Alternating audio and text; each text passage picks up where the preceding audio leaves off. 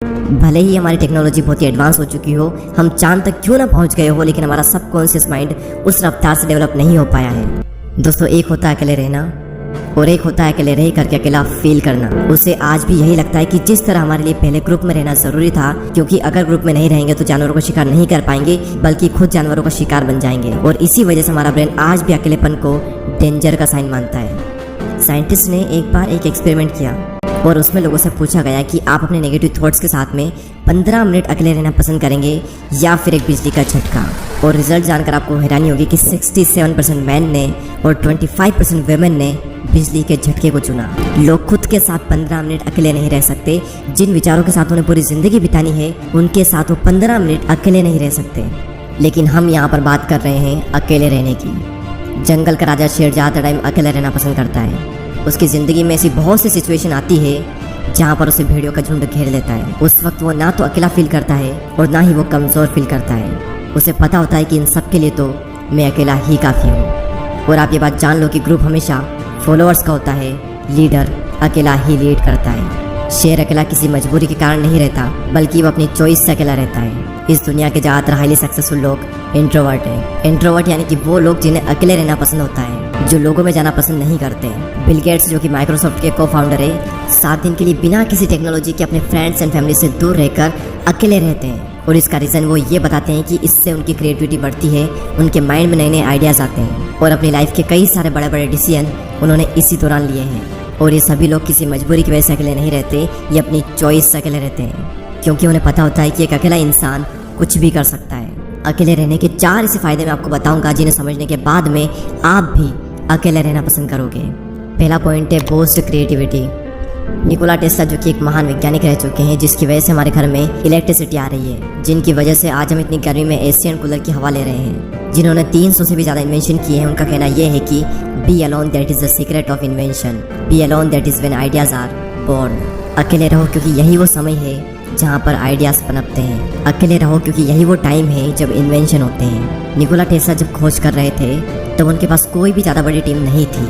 उन्होंने ज़्यादातर जो इन्वेंशन है वो अकेले रहकर अपनी लैब में किए। और रिसर्च बताती है कि जब आप अकेले होते हो और कुछ भी नहीं कर रहे होते हो, तब आपके ब्रेन के DMN यानी कि डिफ़ॉल्ट मोड नेटवर्क में ज़्यादा एक्टिविटी होने लगती है। और इसी नेटवर्क की वजह से इंसान क्रिएटिव सोचता है, उसके ब्रेन में नए नए आइडियाज़ आते हैं। सर आइजैक न्यूटन को भी क्रिएटिविटी का आइडिया तब आया था जब वो अकेले एक एप्पल ट्री के नीचे बैठे थे। सेकेंड पॉइंट है इंक्रीज्ड फोकस। जब आप अकेले रहोगे तो उन सभी लोगों से दूर रहोगे जो कि आपका ध्यान भटकाते हैं। आपका पूरा फोकस बस एक ही जगह पर रहेगा, आप चाह कर भी भटक नहीं सकते। आइसोलेशन क्या होता है? एक होता है अकेले रहना और एक होता है अकेले रह करके अकेला फील करना। अकेले फील करना यानी कि लोनलीनेस, अकेलापन। इसके लिए आपकी लाइफ में 1 से 2 लोग होने चाहिए, कुछ खास लोग जिनसे आप टाइम टू टाइम मिल लें, अपने दिल की बातें शेयर कर लें और उसके बाद फिर ख़त्म। और एक होता है अकेले रहना यानी कि आइसोलेशन, जहाँ पर आपका focus, creativity and productivity next level पर होती है। आइडियाज़ आते हैं, हम ग्रो करते हैं, अपनी क्षमताओं का पूरा इस्तेमाल करते हैं। तीसरा सबसे बड़ा फ़ायदा सेल्फ अवेयरनेस, आप खुद को जान पाते हो। दोस्तों, एक बार मैं खाना खाने के बाद वॉक पर जा रहा था।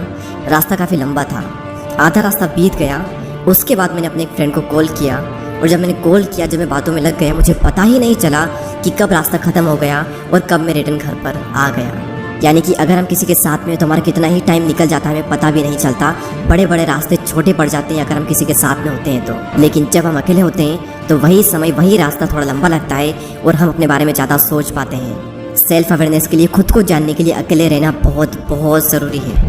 और अगर आपको ये लगता है कि आप सेल्फ अवेयर हो, आप खुद को बहुत ही अच्छे तरीके से जानते हो, तो आप सभी लोग ये बात जान लो कि 5000 ऐसे लोग थे जिनको ये लगता था कि वो सेल्फ अवेयर हैं, लेकिन जब उनका सेल्फ अवेयरनेस का टेस्ट किया गया तो उनमें से सिर्फ 10 से 15% ऐसे लोग थे जो कि सेल्फ अवेयर थे, जिन्हें अपना पेशेंट पता था, जिन्हें अपनी स्ट्रेंथ पता थी, जिन्हें अपनी वीकनेसेस पता थी। बाकी लोगों के अंदर सारी चीज़ें हैं लेकिन उन्हें पता कुछ भी नहीं है। तो अकेले समय बिताओ और खुद को जानो, क्योंकि जो पूरी दुनिया को जानने में लगा रहता है वो किसी को भी नहीं जान पाता, लेकिन जो खुद को जान लेता है वो सभी को जान लेता है। नेक्स्ट पॉइंट यहाँ पर आता है मास्टर योर इमोशन। यहाँ पर फिर से वही बात आती है कि जो इंसान अपने इमोशंस को समझ लेता है वो पूरी दुनिया के इमोशंस को समझ लेगा। Royal Enfield, Mountain Dew, Maggi और ऐसी और भी कई सारी कंपनी के आपने एडवर्टाइजमेंट जरूर देखे होंगे।